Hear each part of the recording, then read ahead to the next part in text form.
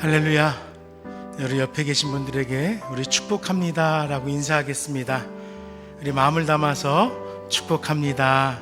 사랑합니다. 우리 공동체는 서로를 축복하게 힘쓰는 공동체가 되었으면 좋겠습니다. 이 시간 함께 기도할 때 아버지 하나님, 주님 전으로 나아오신 우리 성도님들 주님의 크신 은혜와 사랑으로 그 큰 축복을 누리며 살아갈 수 있게 하옵소서. 이 시간 함께 예배할 때에 이 예배 속에서 주님의 임재를 경험하게 하시고, 이 예배를 통해 주님께서 우리 가운데 허락하신 삶의 참된 의미들을 발견하게 하옵소서. 잠시 기도하도록 하겠습니다. 자비로우신 아버지 하나님 감사합니다. 이 시간을 통하여 주님 앞에 나와 예배할 수 있도록 우리를 인도하여 주시니 감사합니다. 아버지, 이 시간 우리 마음을 다하여 주께 예배하게 해주시옵소서. 특별히 사랑하는 우리 성도님들 그들의 삶 속에 임자하여 주신 주님의 놀라신 은혜와 축복을 마음껏 누리게 하여 주시옵소서. 우리의 입술의 고백으로만의 축복이 아니라 하나님께 진정으로 사랑하심으로 허락하신 그 은혜와 축복들이 이 자리에 함께한 모든 이들에게 풍성히 체험되어질 수 있도록 함께하여 주시옵소서. 이 시간 주님 앞으로 나아갑니다. 마음이 모아지게 하시고 힘써서 주님을 예배하게 하시며, 이 시간을 통하여서 주님만이 우리의 참된 구원자 되심을 고백할 수 있는 귀한 시간 될 수 있도록 함께하여 주시옵소서. 이 예배를 인해 주님을로 기뻐받아 주시옵소서. 자비로우신 아버지 하나님 감사합니다. 주님을로 영광 받으시길 간절히 소망합니다. 사람의 만남을 위한 시간도, 사람의 만족을 위한 시간도 아닌 오직 주의 영광만을 위한 시간이 되게 하여 주시옵소서. 이 시간을 주님께서 주장하여 주시고 성령 하나님 우리의 심령 가운데 역사하여 주셔서 오직 주님만을 바라보며 우리의 마음과 뜻과 정성이 예배하게 하여 주시옵소서. 주님 홀로 영광 받으시길 소망하오며 예수 이름으로 간절히 기도드립니다. 아멘. 우리 함께 괴로울 때 주님의 얼굴 보라 함께 찬양하도록 하겠습니다. 괴로울 때 주님의 얼굴 보라, 평화의 주님 바라보아라. 세상에서 시달린 친구들아, 위로의 주님 바라보아라. 괴로울 때 주님의 얼굴 보라, 평화의 주님 바라보아라. 세상에서 시달린 친구들아, 위로의 주님 바라보아라. 눈을 들어 하늘 보라, 눈을 들어 하늘 보라. 내 모든 염려 주 맡겨라. 슬플 때에 주님의 얼굴 보라. 사랑의 주 안식 주리라.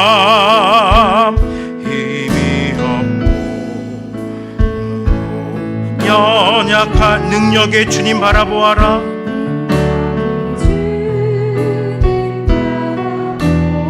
주의 이름 부르는 자는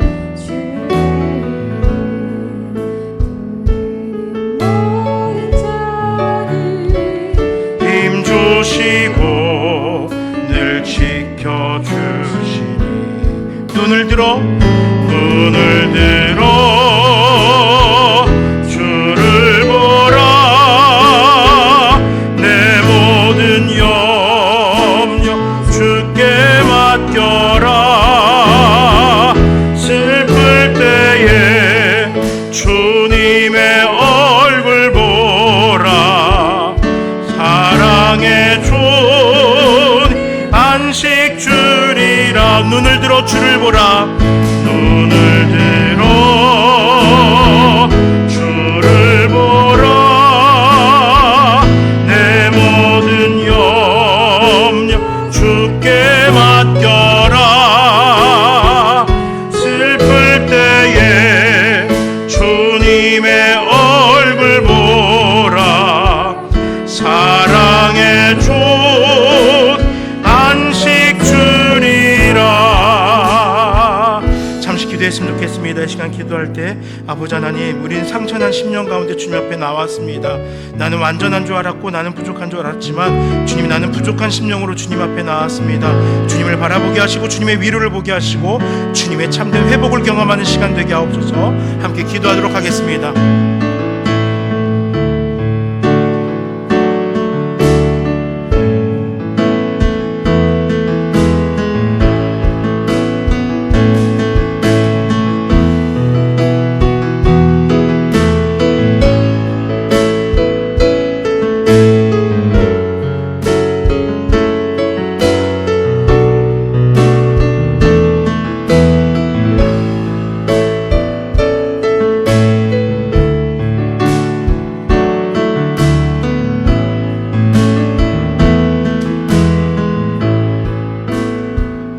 괴로울 때 주님의 얼굴 보라, 평화의 주님 바라보아라.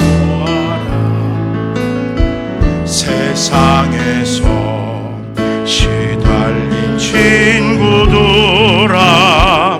위로의 주님 바라보아라. 눈을 들어 주를 보라, 내 모든 염려 주께 맡겨라. 슬플 때에 주님의 얼굴 보라, 사랑의 주님 안식주. 눈을 들어 주를 보라, 눈을 들어 주를 보라, 내 모든 염려 주께 맡겨라. 슬플 때에 주님의 얼굴 보라, 사랑의 주님 안식 주리라. 주님, 힘들고 어려울 때, 괴롭고 슬플 때 주님을 바라보길 원합니다. 주님, 언제나 우리 곁에 함께 하셨지만 이 세상을 바라보았기에 더 힘들고 어려웠던 것은 아니었는지요. 이 시간 마음을 다하여서 주님을 바라보게 하시고 주께서 허락하신 참된 평안과 주께서 허락하신 회복을 누리는 우리 모든 나눔교회 성도들 될 수 있도록 함께하여 주시옵소서. 아버지, 이 시간 우리의 입술을 열어서 우리의 삶 속에 영광 되신 주님을 찬양하기 원합니다. 주님을로 높임받아 주시옵소서. 예수 이름으로 간절히 기도드립니다. 아멘.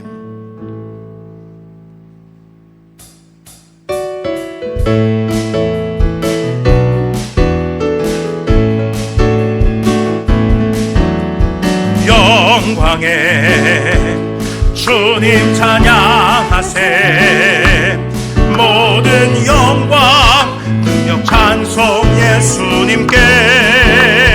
영광의 주님 찬양하세, 영광의 주님 찬양하세, 주의 백성 모두 함께 찬양하세. 한 번 더 고백합니다. 영광의 주님 찬양하세, 모든 영광 능력 찬송 예수님께. 영광의 주님 찬양하세, 주의 백성 모두 함께 찬양하세. 두 손을 높이 들고 주 이름 찬양, 존귀와 영광 모두 주 예수님께. 영광의 주님 찬양하세, 죽으시고 부활하신 만왕의 왕. 두 손을 높이 들고 찬양, 두 손을 높이 들고 주 이름 찬양. 존귀와 영광 모두 주 예수님께.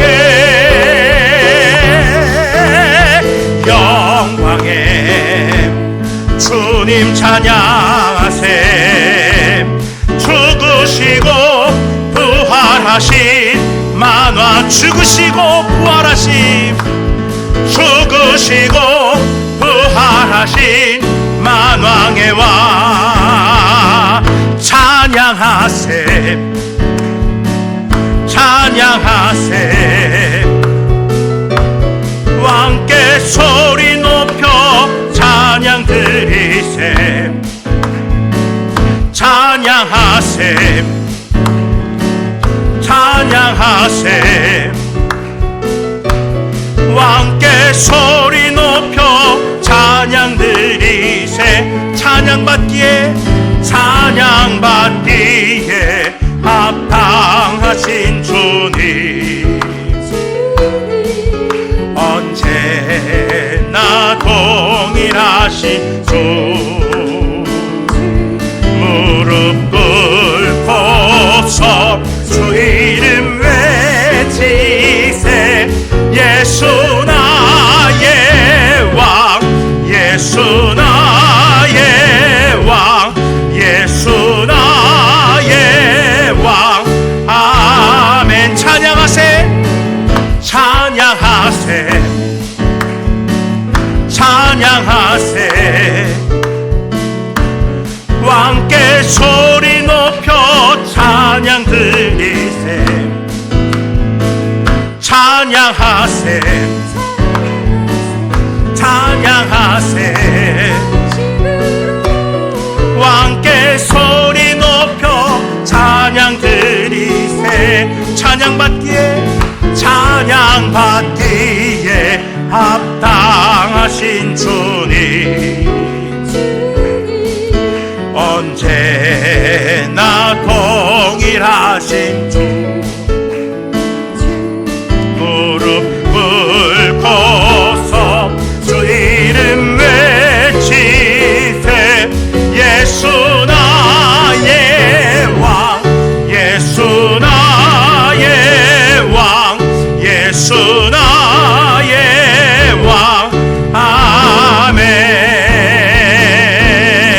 무화과 나뭇잎이 마르고 포도 열매가 없으며 감람나무 열매 그치고 논밭에 식물이 없어도 우리의 양떼가 없으며 외양간 송아지 없어도 난 여호와로 즐거워하리, 난 여호와로 즐거워하리.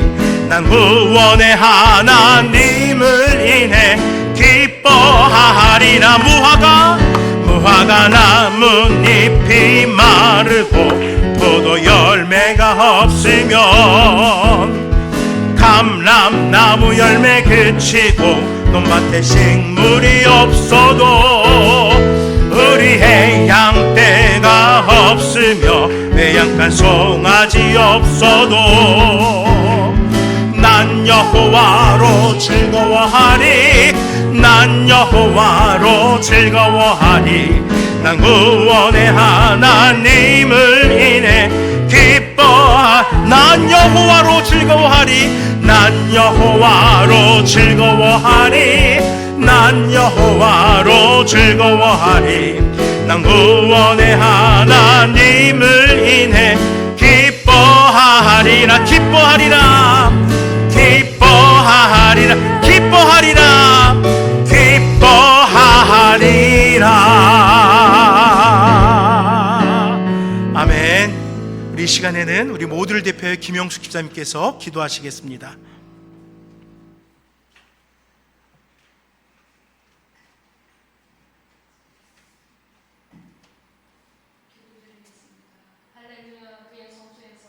찬양하며 그의 권능의 궁창에서 그를 찬양할지어다.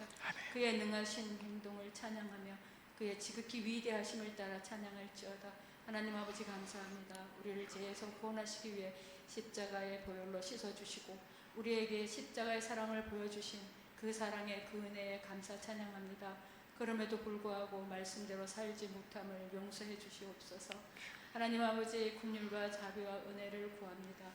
세상은 혼란스럽고 풍전등화와 같은 우리의 인생을 긍휼히 보시옵소서. 우리의 영혼을 소생시켜 주시옵소서. 하나님의 말씀으로 우리를 정결하게 하옵소서. 이 나라 이 민족을 긍휼히 여겨 주옵소서. 바다의 오염수와 전쟁, 알 수 없는 많은 일들 가운데 자비를 베풀어 주시옵소서. 이 땅을 회복시켜 주시옵소서. 너희는 먼저 그의 나라와 그의 의를 구하라. 그리하면 이 모든 것을 더하시겠다고 말씀하신 하나님 아버지, 그대로 우리 가운데 이루어 주시옵소서. 아멘. 이 시간 말씀을 선포하시는 이영건 목사님, 강권적으로 성령 하나님 능력의 팔로 붙들어 주시옵소서. 말씀을 능력의 말씀, 기적의 말씀으로 우리의 영을 깨워 일으켜 세워 주시옵소서. 목사님의 사역 가운데 성령 하나님 역사하여 주시옵고 성령으로 기름 부어 주셔서 능력 있게 감당하게 하옵시고 특별히 건강의 축복을 더하여 주시옵소서. 목사님의 사역이 주님께 영광이 되게 하옵소서. 우리 예배를 받으시고 말씀 가운데 만나 주실 하나님을 믿고 나아갑니다. 우리를 죄에서 구원하실 사랑이 많으신 우리 주 예수 그리스도의 이름으로 기도합니다. 아멘.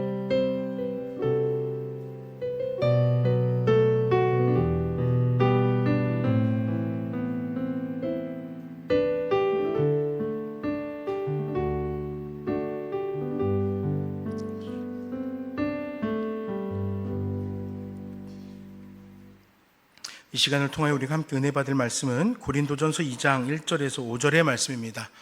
고린도전서 2장 1절에서 5절, 신약성경 265쪽에 위치합니다.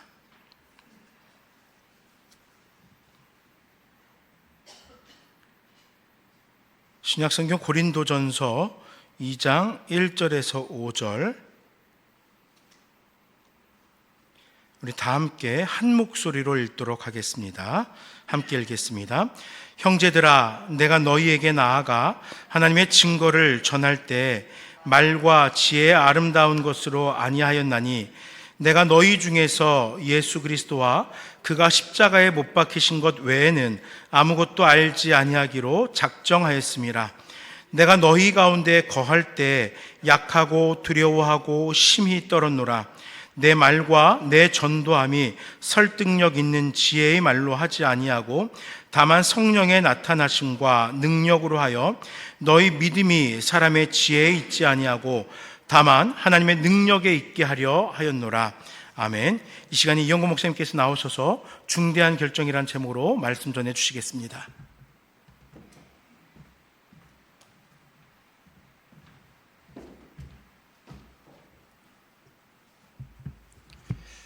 기도하겠습니다. 성령이 하나 되게 하신 것을 힘써 지키라는 말씀 그대로 우리의 삶이 버겁고 힘들고 요란하고 복잡하지만 하나님 전에 나올 때마다 사랑하는 성도들에게 은혜로 교제함과 성령 안에서 하나 되고 서로 교제하며 은혜를 나눌 수 있도록 은혜를 주신 하나님, 이 오후 시간에도 육신적으로는 고달프고 힘들지라도 하나님 앞에 나와 마음을 쏟는 사랑하는 성도들이 복되게 하셔서 어려운 시대입니다. 혼란한 시대입니다.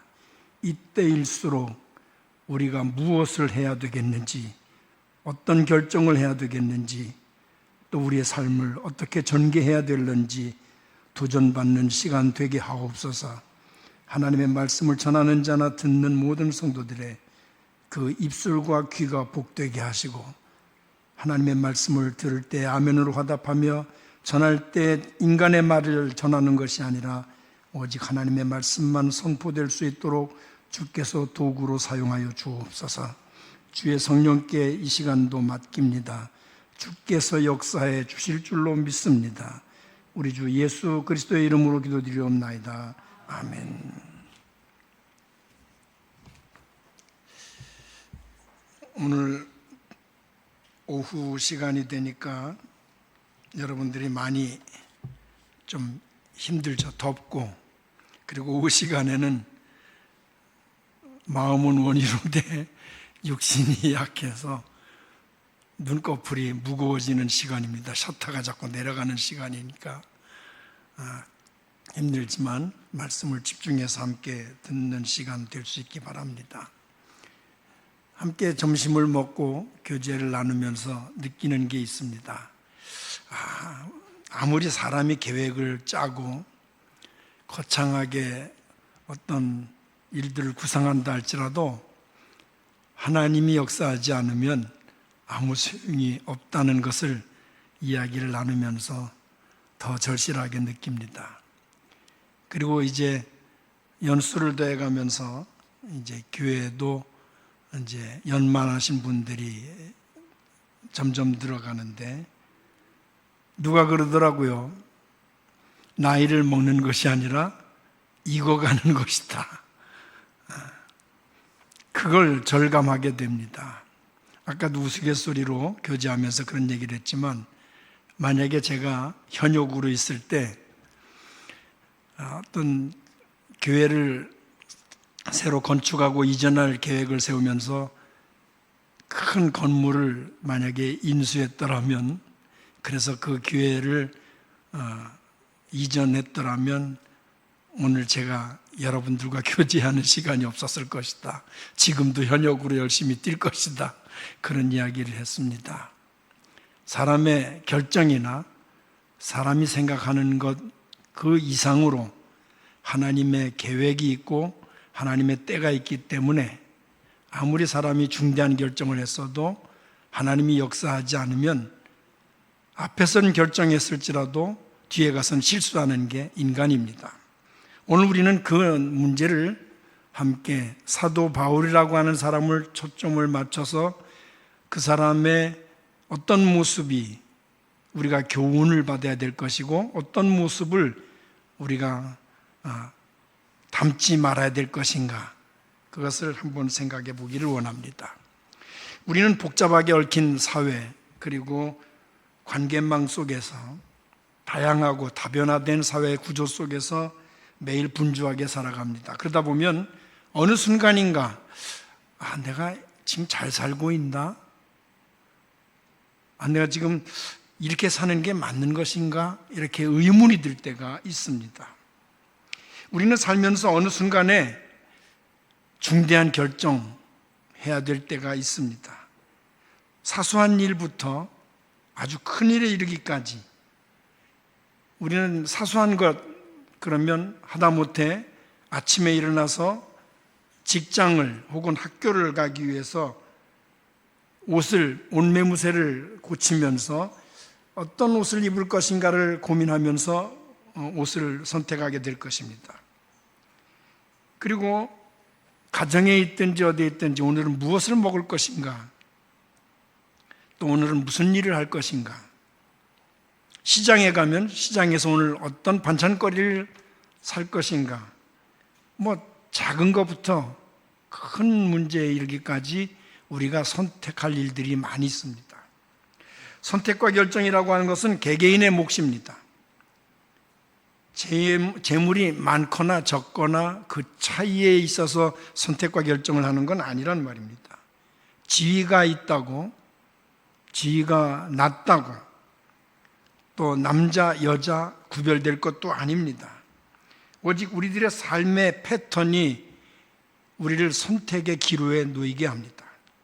사실 우리 삶에서 선택하고 결정하는 것 어느 하나도 소홀히 할 것은 없습니다. 작은 것부터 큰 것까지 말입니다.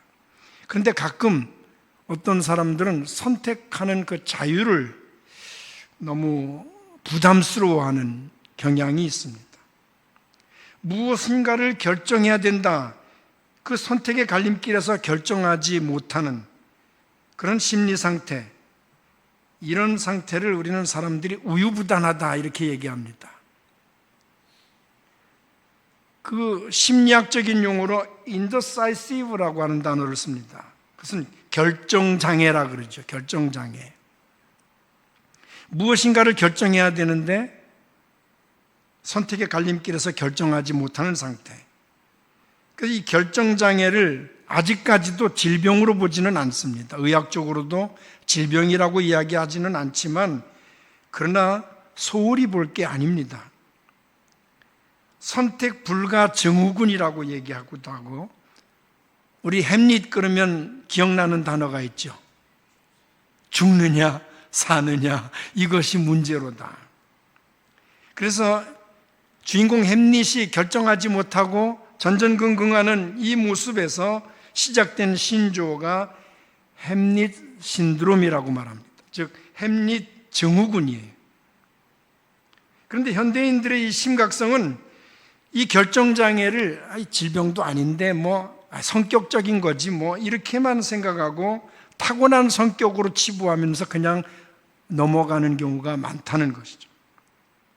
그런데 그것을 그냥 방치하다가는 큰 문제가 올 수 있습니다. 안일하게 대처하다 보면 정말 인생의 중요한 터닝 포인트를 놓쳐버립니다. 뿐만 아니라 결정적인 시기를 잃어버려서 정말 인생을 망치게 될 수도 있습니다. 스스로 선택하여 결정한다는 것 굉장히 중요하죠. 그래서 어렸을 때부터 우리는 선택하는 것을 아이들에게 정확하게 가르쳐야 됩니다.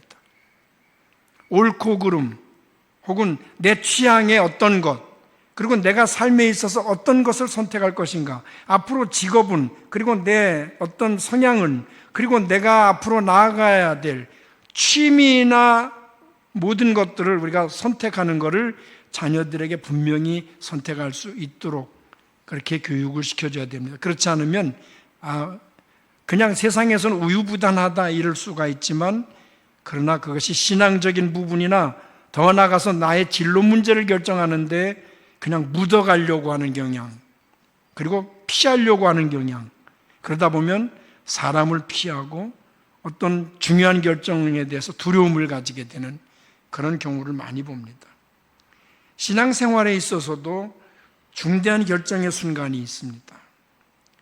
우리가 잘 아는 여호수아는 이스라엘 자기 백성들에게 가나안에 와서 범죄하고 있는 이스라엘 백성들을 바라보면서 여호수아 24장 15절에 보면 너희 섬길 자를 오늘 택하라.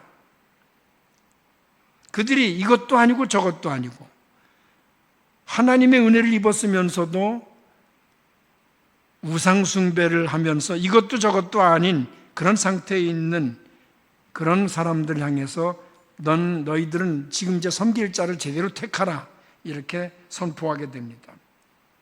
엘리야도 갈멜산에서 이스라엘 백성들의 그 우유부단함, 그리고 우상숭배하면서도 죄인지 알지 못하는 그런 상태에 있는 이스라엘 백성들에게 열왕기상 18장 21절에 분명히 선택에 대한 것을 강조하고 있습니다. 다 같이 함께 보겠습니다. 다 같이 봅니다.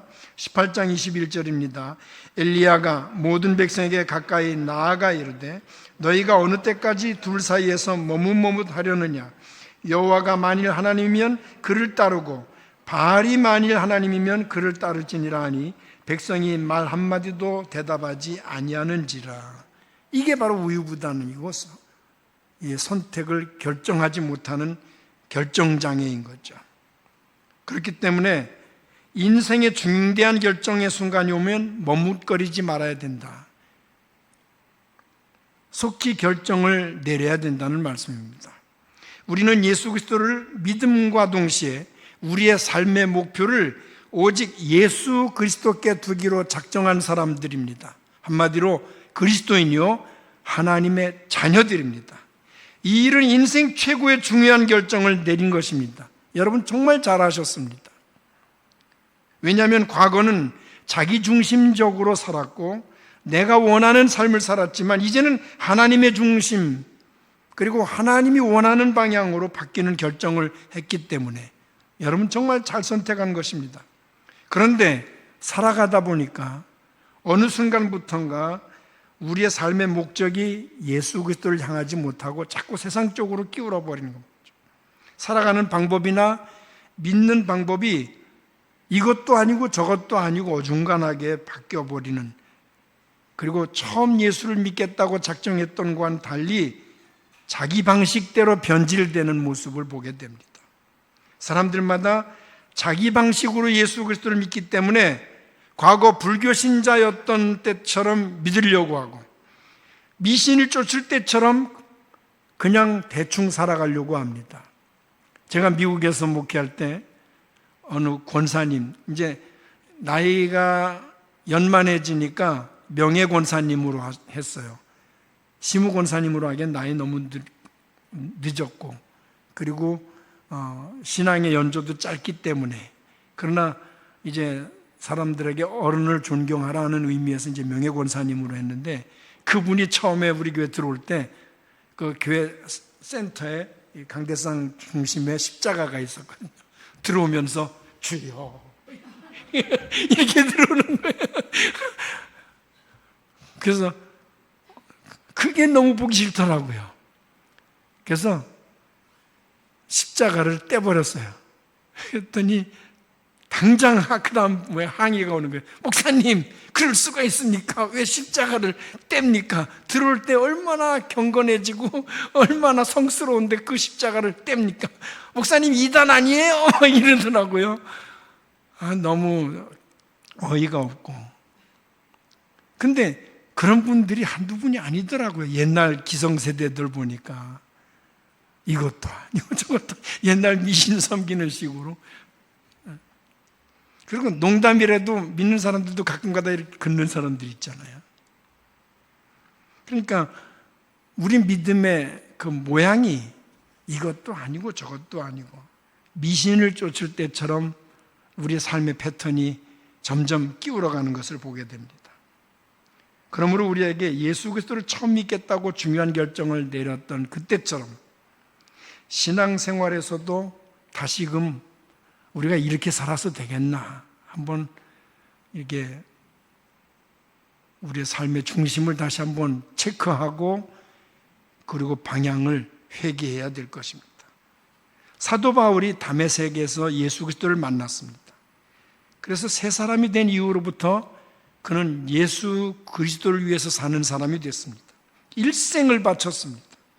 그런데 처음 전도 여행을 가서는 옛날의 습관대로 그렇게 전도를 했다가 실패했던 경험이 있었습니다. 그 한 예가 사도행전 17장에 기록되어 있는데 아테네로 전도를 갔을 때입니다. 그때 전도할 목적으로 갔지만 거기에는 철학자들이 굉장히 많았어요. 그 당시에 지식층, 한마디로 하이클래스 사람들이 많이 있었단 말이에요. 그러다 보니까 그 사람들을 대상으로 전도하려면 그냥 평범하게 해서는 안 되겠다. 그래서 철학적으로 전도를 하기로 작정했습니다. 그래서 하나님을 철학적인 방법으로 설명을 하려다 보니까 이렇게 얘기를 하게 됩니다. 내가 볼 때 여러분은 종교적인 사람들입니다. 여러분의 예배하는 대상 중에서 unknown God, 알지 못하는 신에게 그렇게 새겨진 제단을 보았습니다. 나는 여러분에게 unknown God, 즉 알지 못하는 신을 이제 알려주려고 합니다. 당신들이 섬기던 그 알지 못하던 신이 바로 하나님이십니다. 이렇게 얘기했습니다. 여러분에게 묻습니다. 바울의 전도 방법이 맞았습니까? 바울의 말이 맞았냐 말이죠. 그 방법은 잘못된 겁니다. 바울은 다신론 중에서 하나님을 부각시킨 겁니다. 아테네 사람들이 섬기던 알지 못하는 신, 그들이 믿고 이해하는 신은 수없이 많았습니다. 결코 하나님이 될 수도 없고 하나님과 동등시 될 수도 없는 그런 거짓 신들을 아테네 사람들은 믿고 살면서 자기네들은 가장 유식하고 똑똑한 사람이라고 착각했습니다. 일본에도 그런 다신이 있는데 이 발음하기도 힘드네요. 야오 요로즈 노카미, 이 신이 있는데 이 신은 800만이 된답니다. 세상에서 귀신 종류가 이렇게 많대요. 800만. 그래서 일본에 굉장히 그 다신론이 많습니다. 그런데 아테네 사람들도 이해 못지않게 수많은 신을 섬기다 보니까 만일 우리가 섬기는 신 중에서 이름이 빠진 신, 우리가 알지 못해서 빠진 신이 있다면 그 신이 나를 가만히 두지 않을 것이다, 이렇게 생각을 했습니다. 그래서 만든 신 이름이 unknown God이에요. 알지 못하는 신. 그렇게 부르고서는 그들이 알지 못하는 신에게라는 제단을 만들고 거기에다 제사를 지내면서 우리가 미련해서 이름을 다 못 불렀을지라도, 당신의 이름이 뭔지는 몰라도 내가 당신을 위해서 제단을 쌓았으니까 이 제물을 받고 진노를 푸십시오. 그 알지 못하는 신당이 그래서 생긴 겁니다. 그렇게 제사를 지내는 알지 못하는 신이 하나님이다. 신학적으로도 용납이 될 수 없는 것이고 성경적으로도 이건 아니에요. 그래서 알지 못하는 신, 당신들이 섬기는 알지 못하는 신이 하나님이다 그랬으니까 이 바울은 자기 자신도 모르게 실수를 한 거죠. 그만 알지 못한 그 다신 중에 하나님을 부각시키려고 했던 거죠. 바울은 자신이 섬기는 하나님을 아테네 사람들이 섬기는 수많은 다신 중에 하나로 소개하려다가 그만 실수를 하게 됩니다. 왜 그랬을까요? 바울 그러면 대단한 사도 아닙니까? 비록 늦게 예수를 믿었지만 현대 성경적인 신학의 근간, 그 토대를 만든 사람 아닙니까? 그런데도 불구하고 바울이 성령을 의지하지 않고 철학, 세상적인 지식으로 아테네 사람들에게 접근하다가 그만 실수를 저지릅니다. 알지 못하는 신에게. 사도 바울은 그가 전도하는 곳마다 교회를 많이 세웠습니다. 그러나 아테네에서는 전도에서 실패하고 말았습니다. 그러다가 고린도로 가게 됩니다. 다음 전도지인 고린도에 가게 됐을 때 바울은 앞에서 실수한 게 있고 실패를 했기 때문에 고린도에 가서도 두려워 떨게 됩니다. 3절 말씀입니다. 다 같이 보겠습니다. 3절 시작. 내가 너희 가운데 거할 때 약하고 두려워하고 심히 떨었노라. 바로 바울의 심리 상태가 고린도에 와서 어땠는가, 그걸 알게 됩니다. 바울이 1년 6개월 동안을 잠잠하게, 고린도에서 그냥 잠잠하게 살았어요. 아테네에서 전도에 실패한 이 바울은 자신감마저 상실해버리고 두려워한 나머지 거기에선 소극적으로 살았어요. 1년 6개월 동안을 그저 자기 생업 종사하면서 천막을 짓는 일을, 그렇게 해서 돈을 벌어서 생활을 하면서 아주 조용하게 살았습니다. 물론 안식일이 되면 가서 말씀을 전하는 일은 했죠. 그러나 적극적으로 전도하는 생활을 하지 못했습니다. 그 심리 상태가 3절에 기록된 것입니다.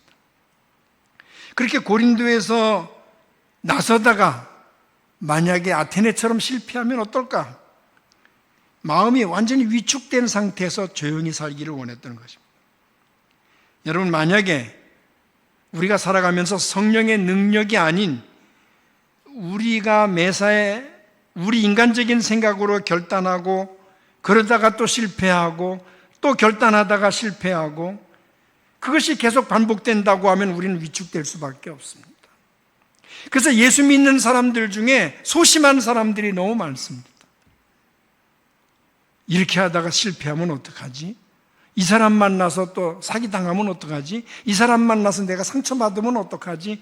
그러다 보니까 기성교회를 나가지 않으려고 하는 사람들이 있습니다. 바울이 유능하고 박식한 자기의 그 철학사상을 그대로 좀 활용하겠다는 생각을 가지고 철학을 논하다가 아테네에서 그만 실패의 교훈을 얻었던 것처럼 우리가 그리스도인이지만 어느 순간에 예수 그리스도의 이름으로 살지 아니하고 그리고 믿는 자답게 살지 아니하면 우리의 삶이 인본주의가 되게 되고 그러다 보면 우리가 알게 모르게 실패할 수밖에 없습니다. 그래서 철학을 논하다가 실패했던 바울처럼 우리 인생을 논하다가 보면 어느 순간에 좌절을 맛보게 됩니다. 어쨌든 고린도에서 1년 6개월을 허비했던 바울은 뒤늦게 왜 내가 실패했던가? 왜 내가 지금 이렇게 소극적이 됐을까? 왜 내가 두려워 떨게 됐을까? 고린도인들을 만나면서 왜 내가 위축됐을까? 그 이유를 새삼 깨닫게 됩니다. 아, 내가 아테네에서 철학을 의지하고 지식을 의지하고 사람을 의지했구나. 그렇게 잘못을 철저하게 깨닫게 된 바울이 본문 2절에서 아주 중요한 결정을 하게 됩니다. 바로 오늘 만약에 우리의 믿음이 어느 순간 뜨뜨미지근한 것 같다, 그리고 예수 중심이 아니고 많이 타협하는 것 같다, 그리고 너무 인간적인 생각으로 살면서 사람들에게 실패를 맛보고 그러다가 내가 너무 소극적이 된 것 같다, 이런 진단이 나왔다면 2절과 같은 바울의 결정이 오늘 여러분들의 새롭게 시작하는 결정이 될 수 있기를 예수 그리스도의 이름으로 축원합니다. 2절 말씀입니다. 다 같이 보겠습니다. 시작. 내가 너희 중에서 예수 그리스도와 그가 십자가에 못 박히신 것 외에는 아무것도 알지 아니하기로 작정하였음이라. 아무것도 알지 아니하기로 작정했다. 뭐 외에는? 예수 그리스도와 그가 십자가에 못 박히신 것 외에는. 바울도 실패를 뼈저리게 느낀 사실이지만 세상 것을 의지하거나 인간의 의지를 의지하면 결국은 실패하고 두려워하고 소극적이 되고 상처받고 그렇게 될 수밖에 없다는 것을 우리는 알아야 됩니다. 사도 바울도 이런 결단이 있은 이후에 새 힘을 얻어서 고린도 교회에 복음을 전하기 시작했습니다.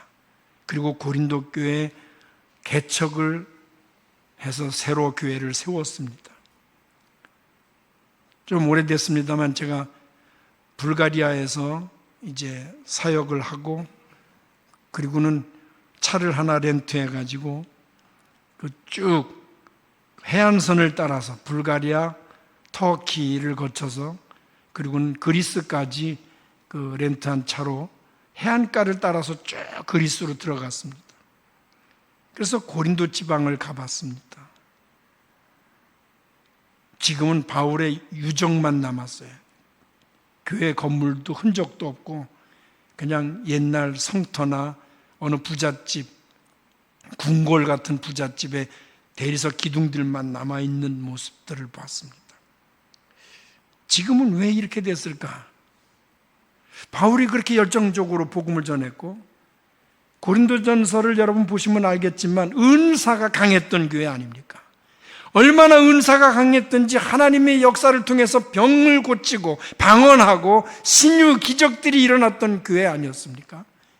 그랬던 교회가 지금은 왜 터만 남았을까? 왜 교회라는 흔적은 없고 이상한 무당집 같은 그러한 엉터리 교회들만 남았을까? 그것은 바로 바울이 복음을 전한 이후에 다시 변질이 됐다는 것입니다.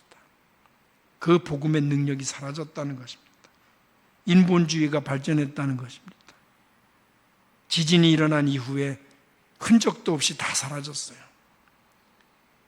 그러니까 화장실 터나 좀 남아있고 뭐 이렇게 다 기둥 조금씩 남아있고, 만약에 우리가 열정적으로 살았다 할지라도 우리 세대 말고 그 다음 세대, 여러분의 자녀 세대들이 이 상태에서 과연 우리가 신앙적으로 잘못 가르쳐서 혹은 내 자녀들에게 신앙의 유산이 잘못 남겨져서 내 자녀 세대가 마치 고린도가 지금 폐허가 되고 신앙을 찾아보기 어려운 것처럼 된 것처럼 우리 후세대가 그렇게 된다면 비극 아닙니까?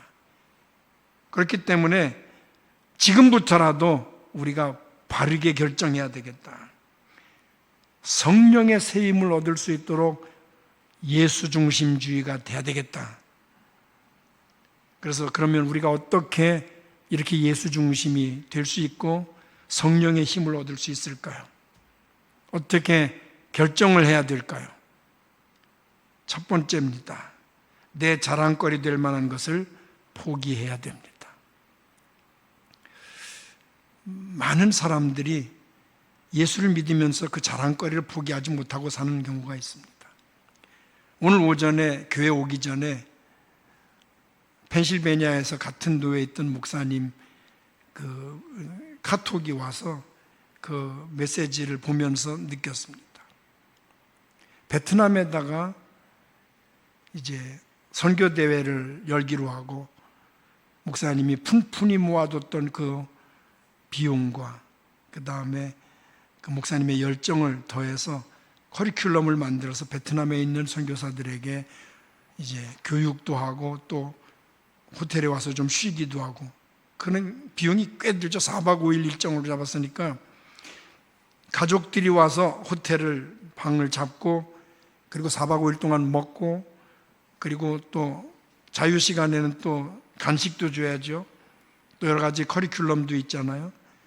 그런 비용을 치니까 혼자 부담하기에는 엄청난 비용입니다. 그래도 내가 이제 죽기 전에 뭔가를 선교사들을 위해서 뭔가를 하고 싶다라는 생각을 가지고 그런 대회를 준비를 해서 이제 공고를 했습니다. 그랬더니 어느 선교사님이 당장 전화가 와서 하는 말이 이런 식으로 해가지고 무슨 선교사들이 오겠습니까? 자유시간을 좀 많이 줘야죠. 노는 시간도 좀 줘야 되지 않습니까? 이야기를 했다는 거예요. 이래가지고는 제가 사람들을 모지 못합니다. 그래서 오늘 아침에도 실망이 돼가지고 카톡이 왔어요. 언제부터인가 선교사님들이 이렇게 된다. 그러면서 물론 다 그런 거는 아니겠죠. 지금도 열정적으로 선교하고 자기의 모든 걸 희생해서 복음을 전하는 선교사님들이 얼마나 많습니까? 그런데 그걸 주최하는 척의 책임자분이 이런 식으로 해가지고는 안 됩니다. 그래가지고 대회가 무산돼 버렸어요. 그래가지고 실망해가지고 해보니까 많은 큰 대형 교회들이 선교지에 가서 성도들을 총동원해서 물질적으로 그래서 많은 것을 투자하고 쏟고 그래서 그 선교지에서 활성화를 위해서 애쓴 거는 인정합니다. 그런데 개중에 어떤 교회에서는 자기 이름 알리려고 자기 교회 자랑거리를 남기려고 그렇게 해서 그 취지가 전혀 성경적이지 않고 그리고 하나님이 기뻐하시지 않는 방법으로 선교대회를 하다 보니까 선교사님들 중에 개중에는 이제는 눈이 높아졌단 말이에요. 세상 말로 후진 호텔에서 자는 거 그거 원치 않는다는 거예요. 프로그램도 좀 다양하게 하되 우리가 좀 놀 수 있는 시간 좀 많이 만들어 달라는 거예요. 그 이야기를 듣고 다는 아니겠지만 저부터라도 이건 아닌데 라는 생각이 들어요. 그 시작을 선교사들에게 어떻게 했느냐 물론 열정적으로 선교한 교회들이 많이 있지만 그러나 자기 자랑거리를 남기기 위해서 교회 업적을 남기기 위해서 선교한 교회들이 많이 있거든요.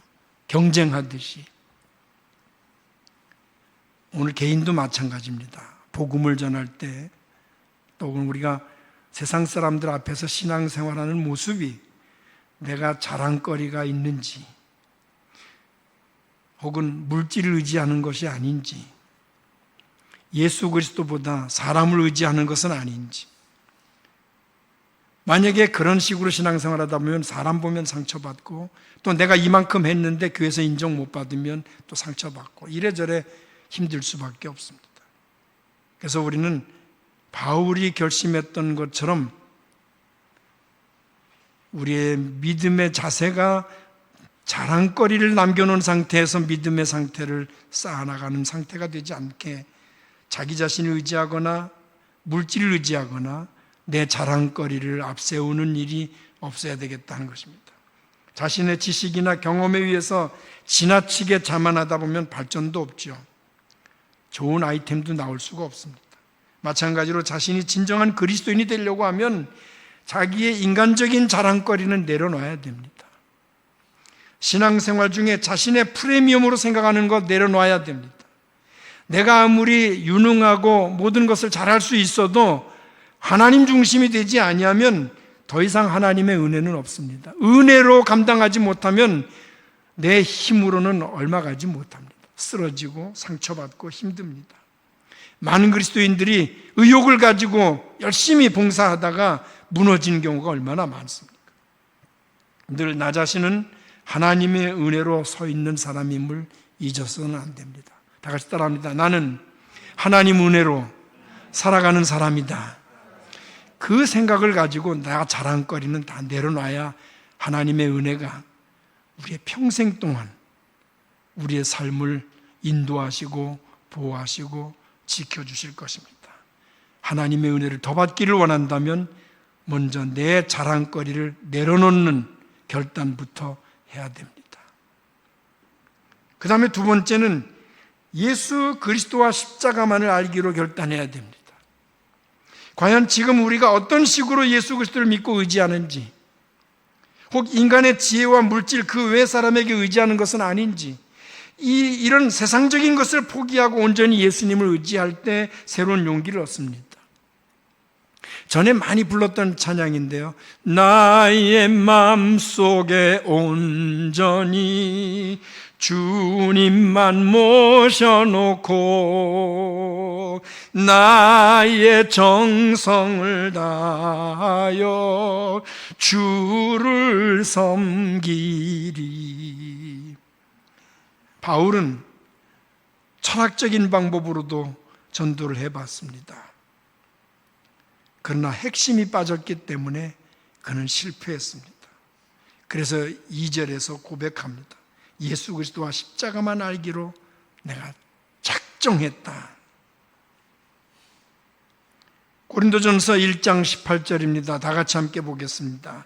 십자가의 도가 멸망하는 자들에게는 미련한 것이요 구원을 받는 우리에게는 하나님의 능력이라. 바울이 십자가의 도를 알기까지, 그것을 내 삶 속에 적용하기까지 시간이 걸렸어요.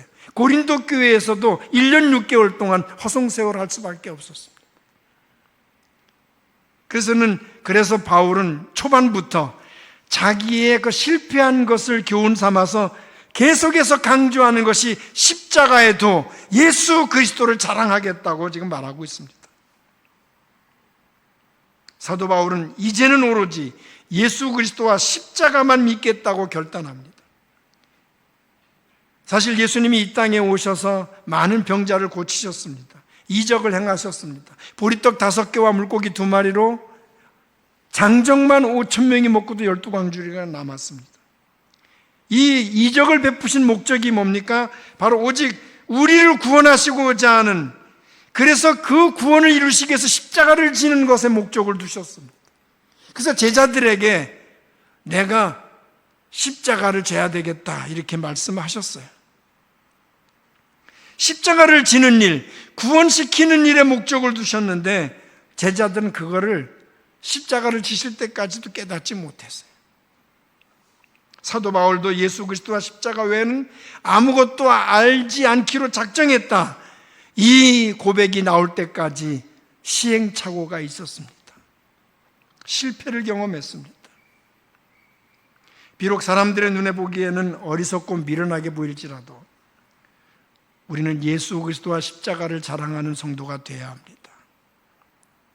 갈라디아서 6장 14절입니다. 다 같이 보겠습니다. 그러나 내게는 우리 주 예수 그리스도의 십자가 외에는 결코 자랑할 것이 없으니 그리스도로 말미암아 세상이 나를 대하여 십자가에 못 박히고 내가 또한 세상을 대하여 그러하니라. 저는 이 말씀을 생각해 보았어요. 십자가에 못 박히고 여러분, 십자가에 못을 박혔다는 것은 꼼짝 못하게 됐다는 겁니다. 예수 그리스도의 그 십자가, 예수님이 왜 꼼짝을 못합니까? 그는 하나님의 아들입니다. 얼마든지 12영을 천사들도 불러서라도 그 일을 막을 수도 있었습니다. 그런데도 십자가에 꼼짝없게 됐습니다. 무엇을 위해서요? 우리를 구원하신 목적 때문에. 그는 12영을 부를 수도 있는 능력을 가지신 분임에도 그냥 십자가에 완전히 못이 박혀서 꼼짝 못하게 됐습니다. 꼼짝 못하시는 분이 아니라 모든 것을 포기하셨기 때문에, 우리 구원하는 데 목적을 두셨기 때문에. 그러므로 바울은 비로소 고백합니다. 내가 이제는 예수 그리스도와 십자가 외에는 자랑할 게 없다. 바로 이 바울의 고백이 여러분의 남은 평생 동안에 고백이 될 수 있기를 예수 그리스도 이름으로 축원합니다. 십자가를 자랑하고 예수 그리스도를 자랑하는 자에게는 하나님의 능력이 함께 하십니다. 말에나 행동에나 모든 부분에 하나님께서 역사하실 것입니다. 왜냐하면 그의 자랑거리가 세상 것이 아닌 예수 그리스도와 십자가이기 때문에 그 평생 동안을 그 십자가의 능력으로 살 수 있도록 하나님이 함께 하실 것입니다. 그러므로 십자가와 예수 그리스도만 자랑하겠다고 결정했던 바울처럼 우리의 생애를 완전히 십자가에 못 박으세요. 꼼짝 못하게. 이 못을 박지 아니하면 우리 마음대로 할 수 있잖아요. 그래서 우리는 이렇게 기도해야 됩니다. 하나님, 하나님의 영의 강권적인 역사로 말미암아 내가 움직이는 것이 아니라 하나님의 영이 나를 움직이게 해 주시옵소서. 내가 살아가는 게 아니라 예수 이름으로 살아가는 모든 삶이 되게 해달라고. 그렇게 여러분들이 여러분 자신 인간의 욕정 혹은 모든 것들을 못 박을 수 있는 결단이 필요합니다. 못 박지 않으면 내가 자유롭기 때문에 얼마든지 번복할 수 있어요. 얼마든지 내 마음대로 할 수 있습니다. 그러다 보면 하나님 영광 가리우게 되는 거죠. 내 마음엔 상처뿐 아무것도 남는 게 없습니다. 그래서 바울은 그의 서신서에서 계속 강조합니다. 예수 그리스도와 십자가 외에는 자랑할 게 없다. 심지어는 이 세상의 모든 것을 다 배설물로 여겼다 그랬어요. 그리고 자기의 삶의 목적이 그리스도를 위하여 고난받는 일 때문에 살아간다고 그는 고백하고 있습니다.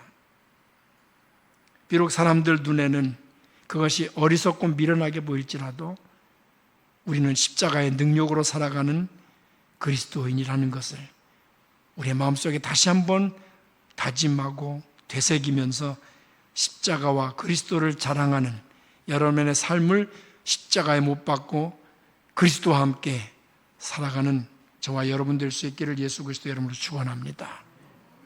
그리고 또 세 번째 마지막으로 결단할 게 있습니다. 성령의 능력으로 살겠습니다. 본문 4절 5절 다 같이 함께 보겠습니다. 시작. 내 말과 내 전도함이 설득력 있는 지혜의 말로 하지 아니하고 다만 성령의 나타나심과 능력으로 하여 너희 믿음이 사람의 지혜에 있지 아니하고 다만 하나님의 능력에 있게 하려 하였노라. 바울이 이 말을 하면서도 과거가 얼마나 찔렸을까요? 얼마나 내가 사람의 말과 지혜로 했다가 얼마나 된통당했나. 그 말을 할 때마다 얼마나 가슴 아팠을까요? 베드로가 예수 그리스도를 십자가에 못 박게 그렇게 부인하고 그렇게 도망갔던 그 생에 평생 동안 얼마나 생각할 때마다 가슴 아련이 있을까요? 그래서 유럽에는, 여러분 유럽에 가보신 분은 알지만 그 유럽의 그 뾰족한, 보통 유럽은 이렇게 집들이 다 이렇게 각이 져 있어요. 저희 집도 미국의 펜실베니아주는 주로 독일계 이민자들이 많이 이렇게 이민을 와서, 그래서 버그가 많아요. 버그.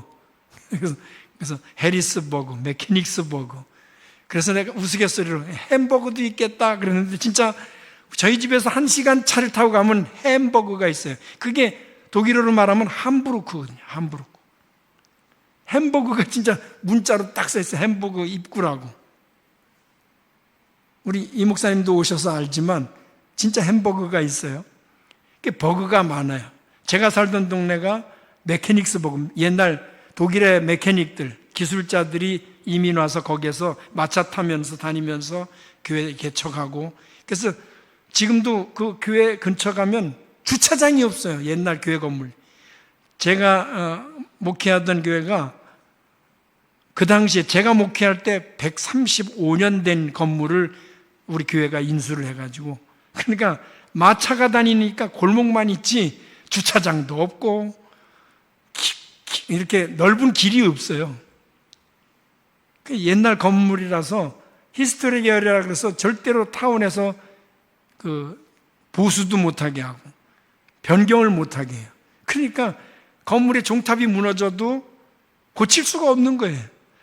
12월 24일 날 성탄 축하 예배를 드리는데 그만 보일러가 터지는 바람에 난 그때 미국 소방서들이 그렇게 무섭게 생겼는지 처음 봤어요. 도끼들을 들고 산소통 메고 마스크 쓰고 그리고 도끼들을 들고 막 들어오는 거예요.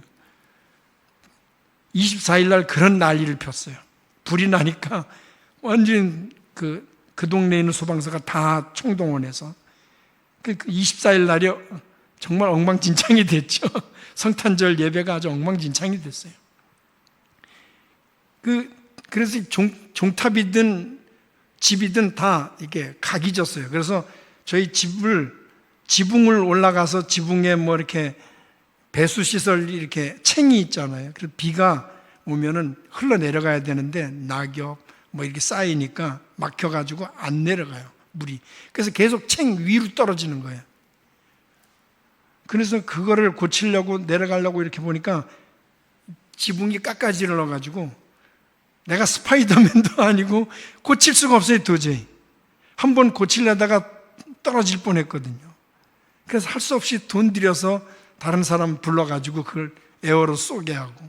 그래서 그 작업이 간단한 거를 우리가 하려니까 힘든 거예요. 그렇게 다 각이 졌는데 그 지붕 꼭대기에 그 피레침 같이 생긴 게 있는데 그 보면 다 닭이 그려져 있어요. 닭이. 그게 방향 따라서 이렇게 돌아가거든요. 저게 왜 생겼을까?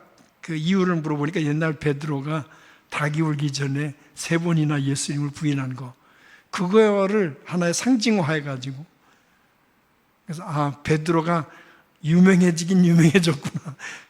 저게 3번 부인한 거 그거 상징적으로 해가지고 닭이 막 이렇게 움직이는 거 보니까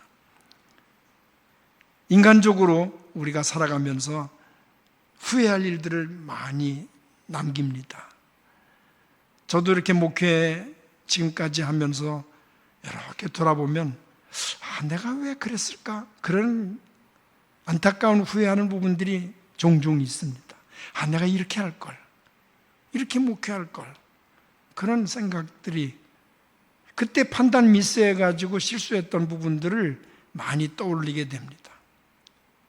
그러면서 바울의 고백을 듣게 됩니다.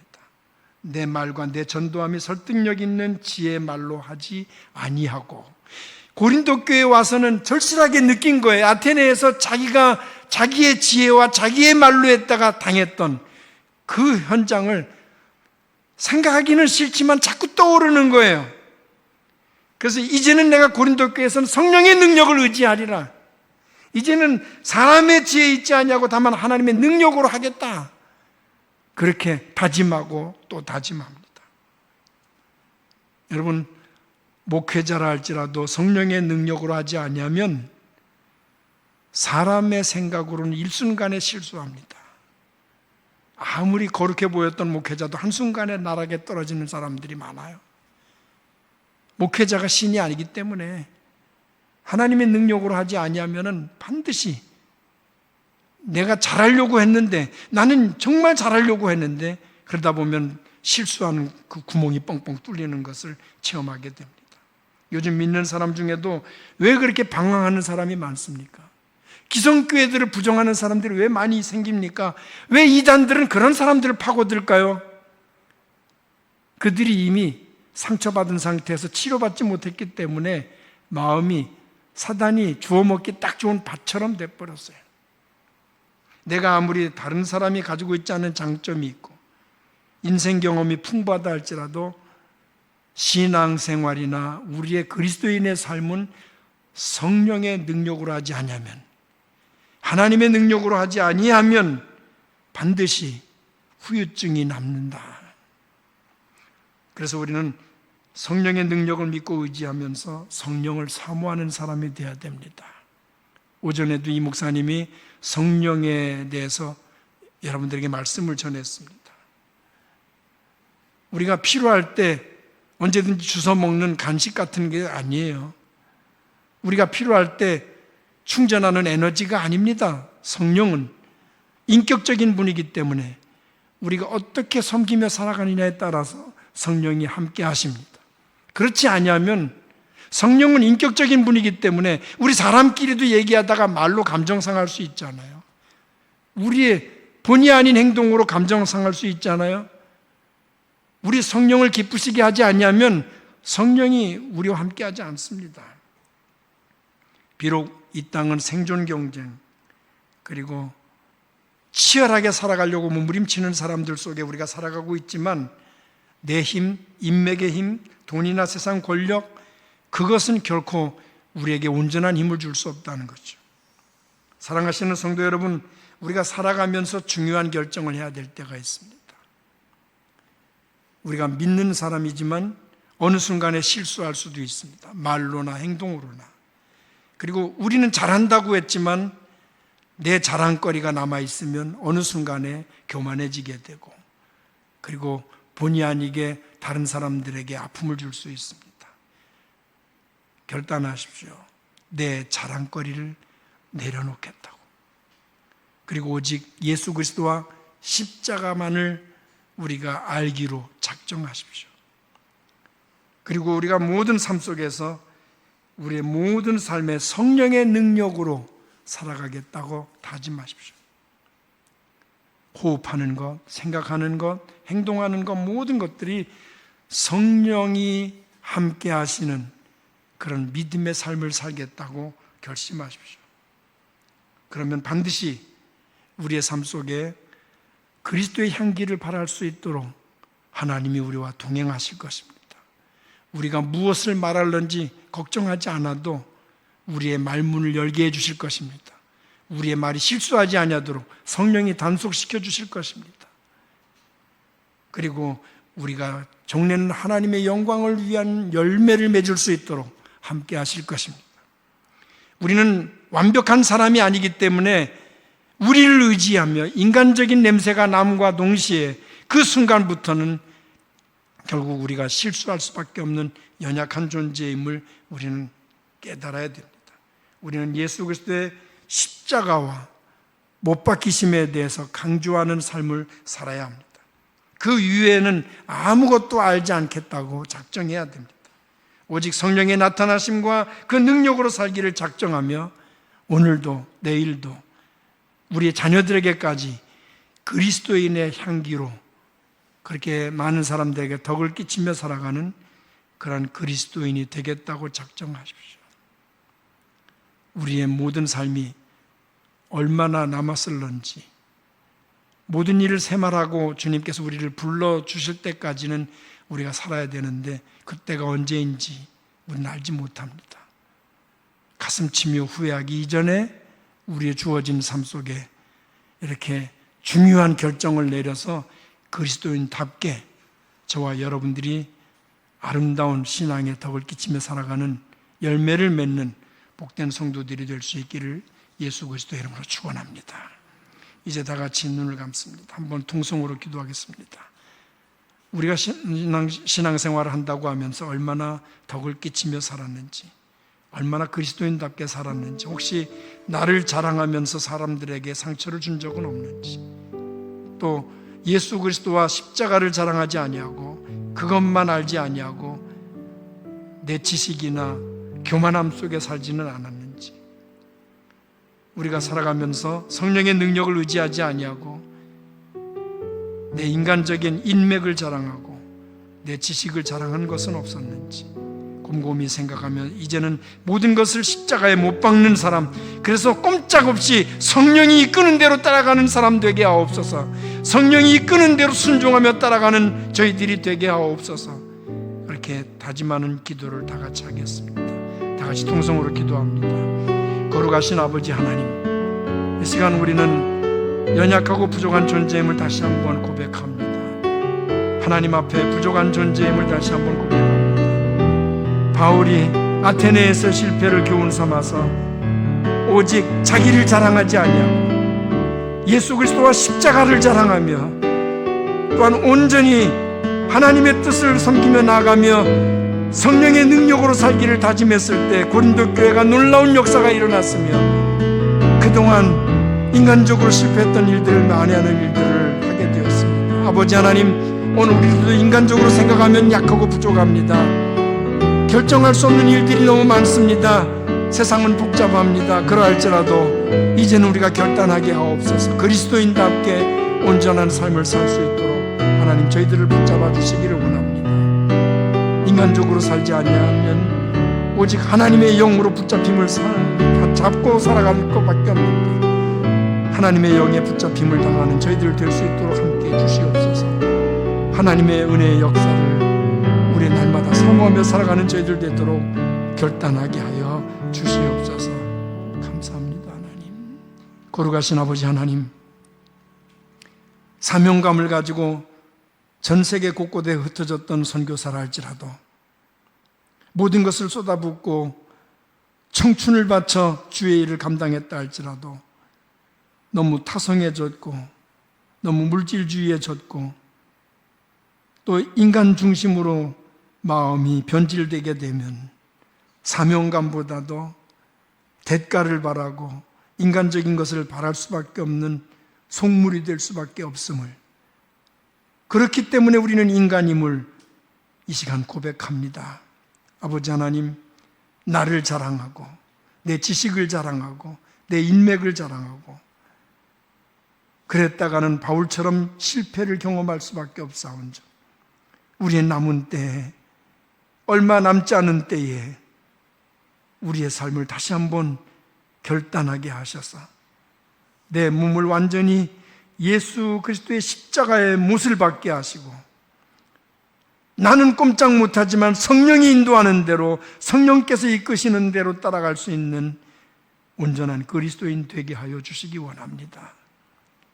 부족한 저희들이지만 하나님의 영에 붙잡힘을 당해서 살아가는 저희들 되게 하시고, 아버지 하나님, 그동안 나를 자랑했던 모든 모습들, 모순된 부분들을 내려놓고 예수 그리스도와 십자가를 자랑하는, 그리고 성령의 능력으로 살아가는 저희들 될 수 있도록 주여 강권하여 주시기를 원합니다. 이 시간 약함을 고백합니다. 부족함을 고백합니다. 그리스도를 고백했다가도 돌아서면 실수밖에 할 수 없는 연약한 존재임을 고백합니다. 이제는 오직 하나님만 자랑하게 하여 주시옵소서. 온전히 하나님의 능력으로 살아가는 저희들 되도록 주여 우리를 권고하여 주시옵소서.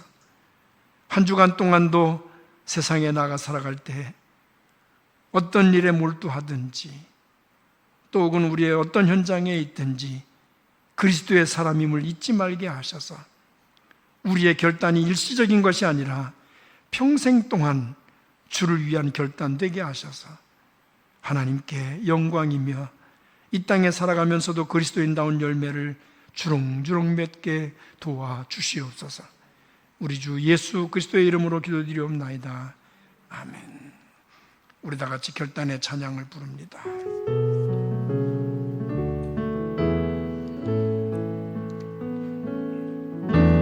우리 죄 위에 죽으신 주, 십자가 그 사랑 감사하네. 날마다 주의 형상대로 변화되리라. 십자가 우릴 새롭게 하리. 우리 죄 위에서, 우리 죄 위에 죽으신 주, 십자가 그 사랑 감사하네. 날마다 주의 형상대로 변화되리라. 십자가 우릴 새롭게 하리. 놀라운 사랑 찬양하리라. 우리를 위해 생명 주셨네. 놀라운 사랑 찬양하리라.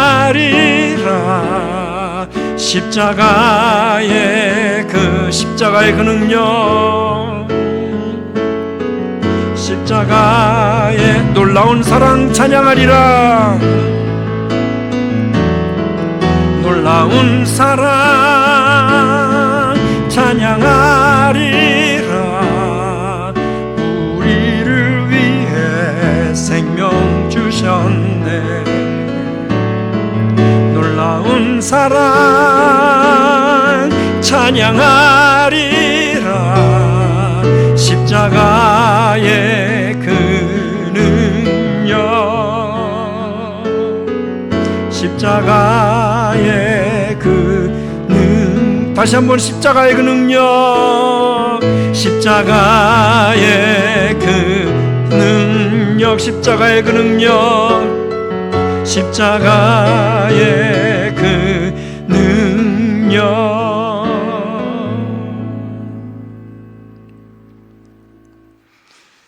우리 다 같이 일어나셔서 결단의 회송을 함께 부르겠습니다.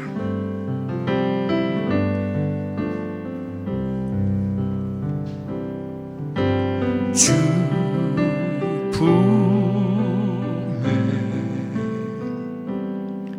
품으소서.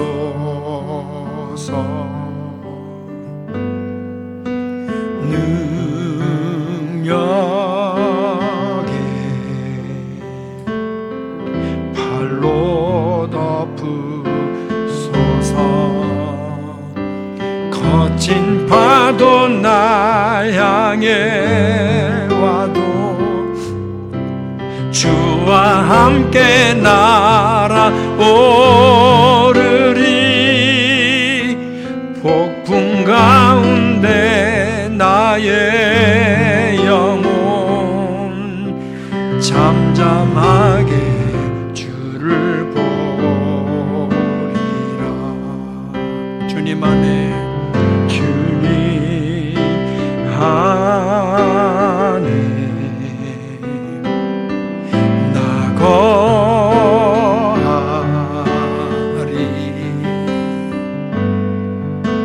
주